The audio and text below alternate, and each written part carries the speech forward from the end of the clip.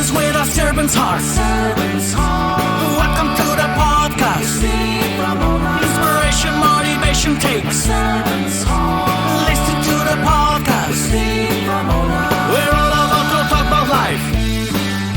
Our guests will share their life story. We want you to success in life and business. We're ready and we will start shortly.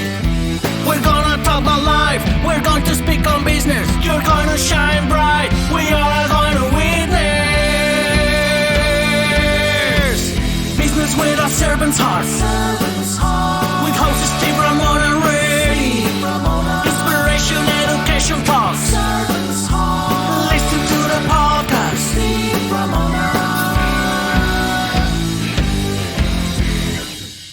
Fine. Welcome, everyone, to Doing Business with a Servant's Heart podcast.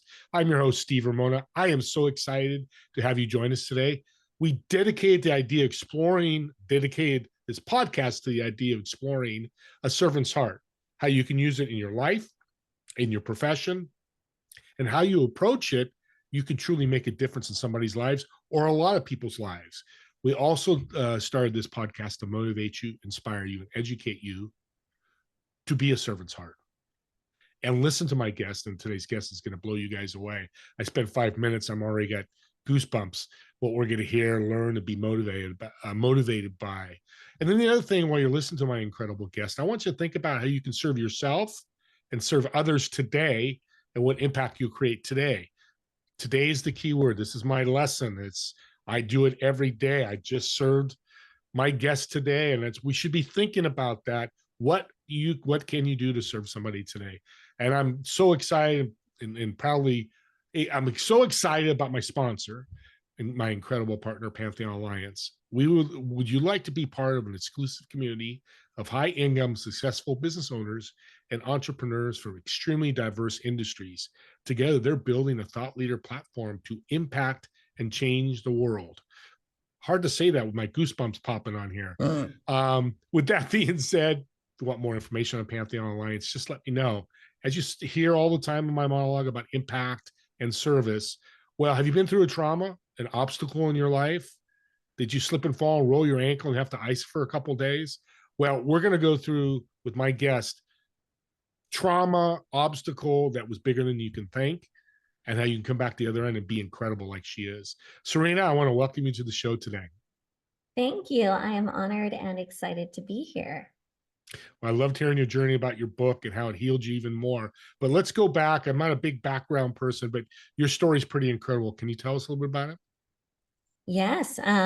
So I started my first years of life in a very dark place. My biological father was the leader of a satanic cult, and he sexually abused my sister and I, taking my innocence before the age of 5. And in that environment, my mom was trapped and couldn't get out. But when we finally did get out, my sister and I were ripped out of my mom's arms and put directly into witness protection, as my mom had to earn her rights back as a parent. And so at the young age of 5, it was actually my 6th birthday that I was put into witness protection and then transferred to over 9 different foster homes until I was about 10 years old, when my mom earned her rights back as a parent. So that's the beginning of my journey. Sounds like a TV series or a movie, and now we're living it real life. And I appreciate you being transparent, telling that story. But what I love about you, that I did some research and just stalked you a little bit in a great way, is you built a business around your very traumatic past. Talk about what inspired you to do that. Well, that was just the beginning. So it definitely continued. They say that we repeat patterns and, until we learn from them. And I lived on the streets. I struggled with addiction. I faced a lot of challenges because of my choices. And I still was able to graduate from high school. And when I did, I was so determined to prove everyone wrong that I ended up climbing the corporate ladder. And, within the first few years, by the time I was 23, I bought my first house, and I continued to climb the corporate ladder. And by the time I was considering starting my own business, my mom had told me, she said, and my mom's now my best friend, she said, if you even gave a quarter of yourself, like, and you invested in your own vision and dreams, there's no way that you wouldn't be successful because of the amount of, heart that you pour into everyone else. And I said, yeah, mom, you're supposed to say that because you're my mom. Yeah. And she said, well, if you're not going to do it for you, then do it for me. And I was like, oh gosh, you're so manipulative, and okay, fine, I'll do it for you. And so my mom actually named the company Pulse Marketing.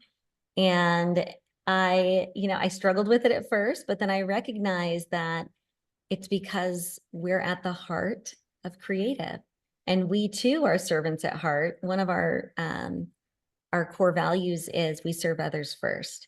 So it's evolved over the past 11 years into, an amazing opportunity. But during that time, I also had other huge obstacles that I had to overcome. Yeah. We talked about before the show, and I call it the green room, the little things. I was telling you a story of one of my guests. What I'm hearing from you, I graduated high school. Yeah. For you, huge major step. For me, I'm glad I did it because I didn't think I would, because I was a big athlete, all that. But I don't want to focus that, make sure the audience was focused on that. That was a huge step for you to graduate, right? Well, yeah, I was at the time that I graduated from high school, I was living on the streets, and I had 3 jobs, and I had to take the bus, the public transportation. We didn't have Uber back then. We didn't have cell phones either. We had pagers. So I had to take the bus to each job, and I had to get up in the morning and go to school. And sometimes I wouldn't have a place to sleep at night. And so I would sleep across the school in the park on the bench, and then sneak in to the girls' locker room when they opened up, take a shower, and then go to school that day. Yeah. You So found it a was way. monumental for me. Yeah. Yeah. It's like high school graduation looks much different in my eyes now than it was about 10 minutes ago. That's for sure. So let me ask you, because this is a servant's heart can come from anywhere. You had a tough bit. I mean, it wasn't you and your sister's fault. You're very young. You didn't ask for any of that. Why do you have such a big servant's heart now? I think it's because I found so much gratitude in recognizing when you don't have things, once they start to come into your life, you have such a deeper appreciation for them. And then you want to share that with others. And so I think I've always had a service-based personality. But what I really recognized is once I started to appreciate the small things, I had a deeper sense of wanting to give back to others. Yeah. Can I ask how your sister's doing? I don't know if what's going on with your sister? Yeah, so it's interesting. Her and I kind of went in our own directions. So she's older than I am, and so now she's actually finally starting to go through her healing process. I was a little bit of a spitfire. I wanted to check everything off the list. I wanted to make all the big moves. And so my healing process started probably when I was about 18 years old. So it's been a journey, but I just have continued to really work at it. And, after starting the agency, I was married at the time, and my husband had come in and said, he came home early one day. We had a blended family, so there was 5 of us. And he said, I quit my job. And I was like, what? Oh, geez. Okay. When you're just starting a business, that's not what you want to hear from your spouse. And he said, well, if I'm going to sell anything, I'm going to sell something I believe in. And, he always knew how to win me over. And so he started driving the sales within the agency. And it was great. We were the power couple on the outside, and we were growing, and we were, making these huge strides in business. But behind the scenes, he was struggling with mental health issues, addiction, multiple infidelities. And I started hiding that because I was so afraid after working so hard to get to where I had, finally had a business and done so much and on this healing process, I was almost ashamed to share my truth about what was happening behind the scenes because I felt like it was making me look like a failure. And so I hid all of those things, trying to work on my marriage behind the scenes, trying to, keep things secret and private. And it was just tearing me down. And so in October of 2019, after being married for 10 years, I found the courage to leave my husband, knowing that it would impact my family, knowing that it could ruin my business because ultimately he was an employee of my business. Mm-hmm. And unfortunately, he took his life in March of 2020. Sorry to hear that. So my journey, gosh, I wish it was just this like great story right after, I started the business, but it just, there was so many obstacles and challenges just in running the business, but then let alone being interwoven with someone that you're so close to. And then it became a whole different level of healing and a whole different level of making sure that my team was healing, making sure my kids were healing, and rebuilding and picking up the pieces after the aftermath. Rarely speechless. I am, and you're smiling today, and I love that. And I'm happy. What's your sister's name? Wendy. Wendy, I'm happy you're healing. God bless. But audience, what I want you to hear from this is 95% of us aren't going through all this. But what you showed me, Serena, is personal and professional, they combine. And you can come out the other end. Right. This work-life balance. I'm sorry I'm getting into this. I'm not sorry because it's important because you've been through a hell of a lot and you're here on the other end. Why do you think that you're able to, you kept it from your team, which is probably a good thing, but how'd you handle that and how'd you handle it with everything that happened afterwards? Gosh, I think the hardest moment is when I had to go tell my team that I was leaving my husband. This is before he took his life. Was when I was trying to still be strong and still have that and it wasn't that I was hiding it to hurt anyone. It was me trying to be strong for everyone.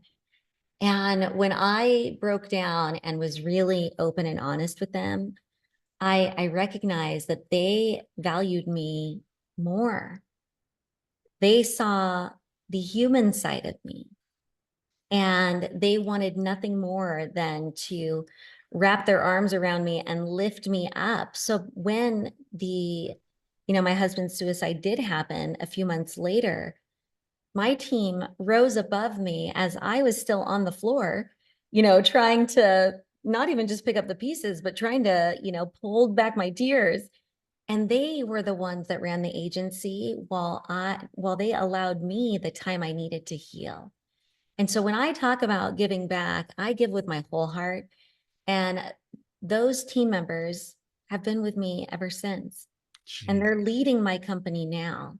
And so no matter where this company goes, I will always put my team first. Yeah. Because they lifted me up in my darkest moment. Thank you so much for sharing that, because I talk about empathy and love in business. It's like, I'm 63, so I can remember old school, rule with that lead, or rule with that hand, rule.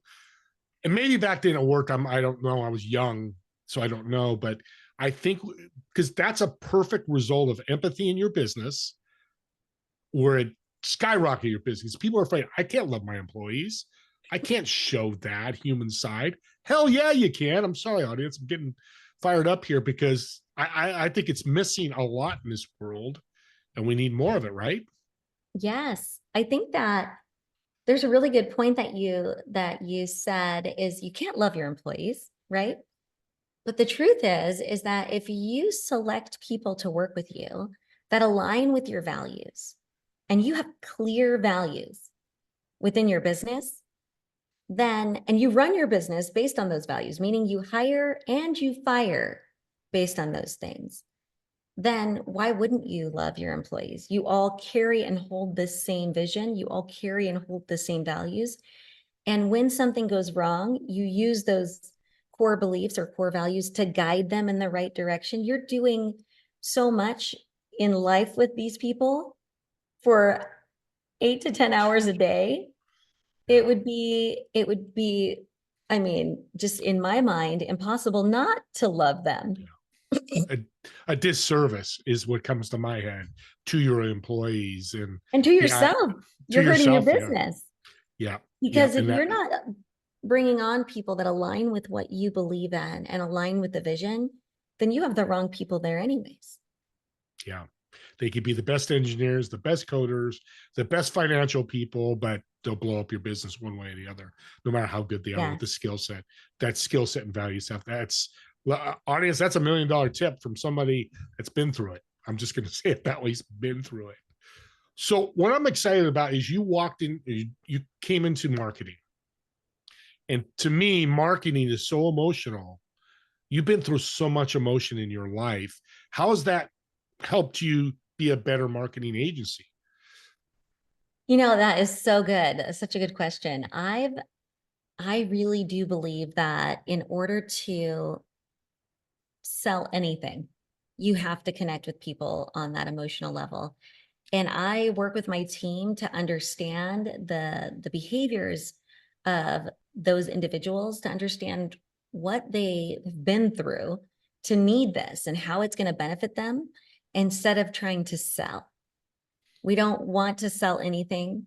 We want to create an experience on an emotional level. And there's a lot of times where I've, tied in my personal story with one of our clients was a foster agency. And I tied in a lot of the things that I thought when I was a kid. Why me? And nobody loves me. And please don't take my mommy away. Those are what those foster children are saying. So it's really diving deeper into like the true essence of what you're doing, serving, or selling to really connect with your audience. It's not about just adding a discount and yeah. It's about showing off. It's about showing a sense of purpose and meaning and really telling a story from a place where people really resonate with it. My head's spinning. You're saying so many great things. I was told by a very wealthy and experienced guy, we're not selling, we're bringing value. And that's if you shift, and that's your mindset with marketing, is that value add to somebody. But here's the cool thing about experience, and yours was not cool, but you experience, you can't, it's not a skill set like serving or taught, it's not a skill set. It's something to grab, and you've done and run with it to bring value and service to others, right? Yes. Audience, so what your experiences and your passions should be tied in to what you're doing, whether it's an 8-to-5 job or your business, your foundation, whatever that is in life. It's so important. Communication, that's the other aspect of this, which was hard for you because you said, hey, I didn't want to tell my team, but you finally did. So talk about communication and marketing together. It's funny. One of our core values and our cultural beliefs is we communicate with love. And love is an acronym. It's LUV. Listen, understand, and validate. And so every part of us, when we communicate, we do it from a place of first listening, then repeating to make sure we clearly understand, and then identifying that, like, what does that person need? What is the emotion that they're experiencing, so that we can validate those emotions and feelings. And so communication is a huge part of everything that we do, whether it's communicating with clients or each other or communicating a message. We have to do that in a way that really is coming from a place of listening, understanding, and validating. You're my new best friend. I talk about listening. I have this thing, ASLA principle: ask, shut up, listen, ask. Listening is, if anything you get from this podcast, and there's a lot here. I mean, her story has got me thinking about my life a little differently. Is if you just listen, you can't bring value unless you listen, right? Yes.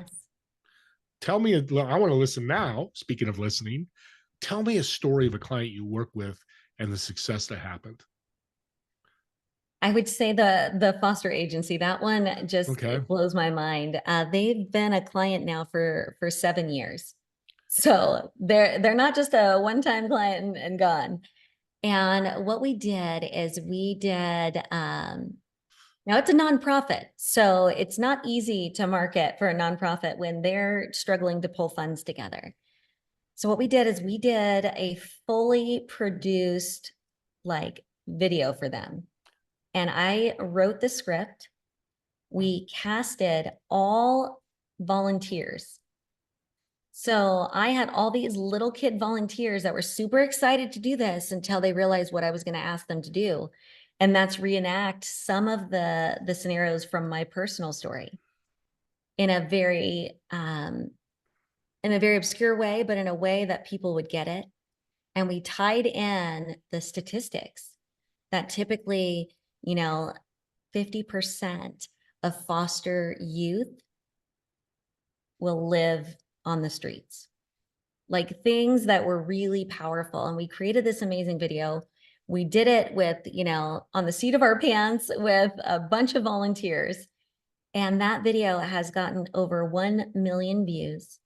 And we continue to this day, 7 years later, to use it as their primary advertising, like for every single platform. And they have continued to get a high volume of leads every single month. Ton of stuff to unpack there. One, have a client for 7 years.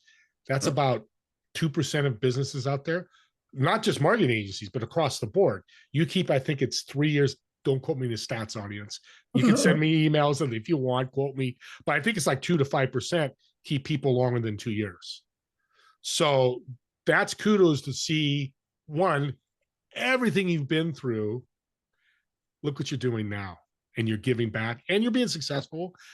Of course, making money. I don't want to hide that, because we have to live with money. It's what you do with it, and how you feel about money and all that. We're not going to get into that. Yeah.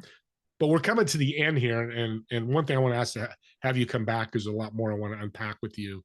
You've really motivated me. I know the audience is motivated. I want you to talk about your book. I'm excited to hear about this. Oh, you have 2 books, actually. Yeah. So Exposed, You Can't Heal When You Hide is a memoir that I wrote about my personal story. And the other book is an anthology. It's called Own Your Story. And it's 30 women came together and created a collection of stories.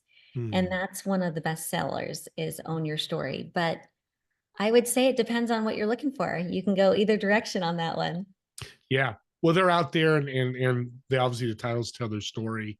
I say this publicly, and I'm going to say it again. I think women are going to take over business, because I love working with women. You just get S done, and you do it with passion and purpose. It's us guys. We come in hard like a train, like a big semi truck. You guys come in with a Tesla, very soft, but you're coming in hard. But so Yeah, we're gentle but firm. Thank you. There you go. See, a woman had to correct me, and I'm glad. Gentle and firm.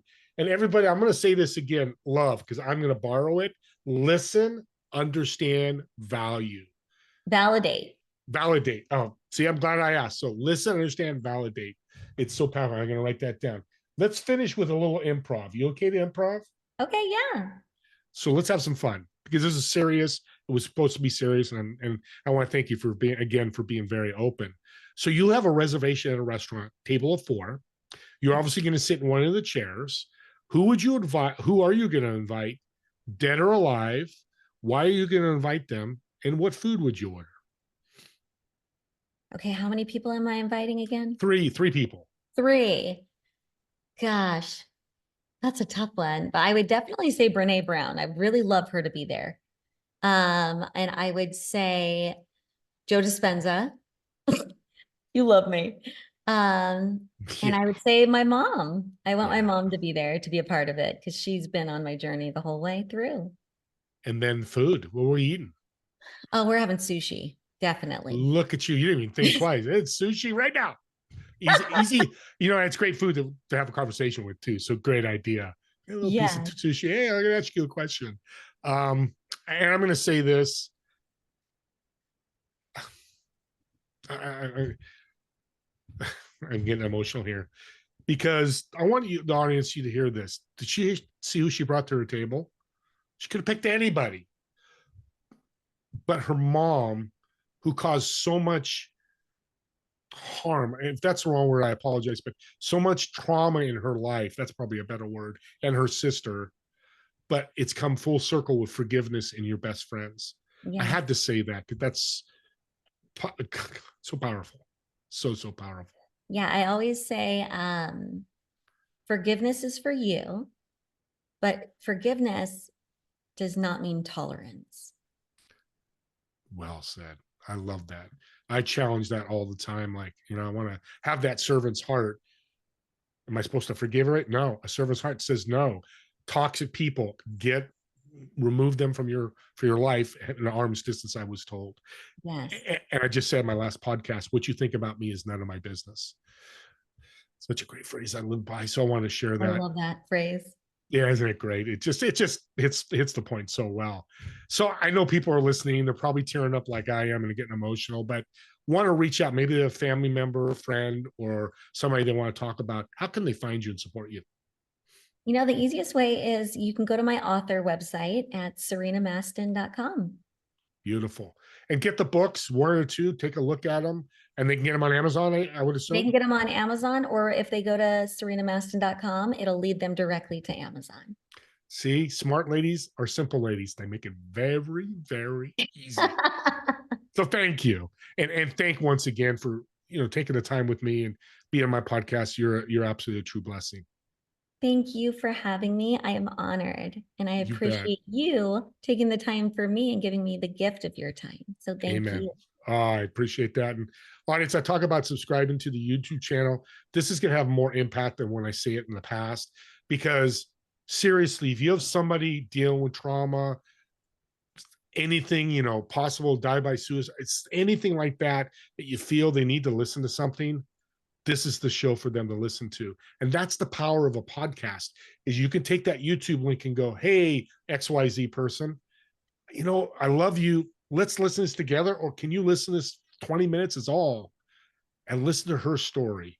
And if we can affect people that way, that's why I want you to subscribe, because you can share it for yourself, share it for others, and you can do it privately until you're ready to share it publicly, which is what Serena was telling us about.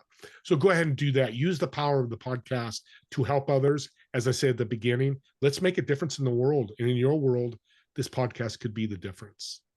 And as always, me and Serena want to thank you so much for watching and listening to this podcast. We look forward to seeing you on the next episode of Doing Business with a Servant's Heart. Have a great day, everyone.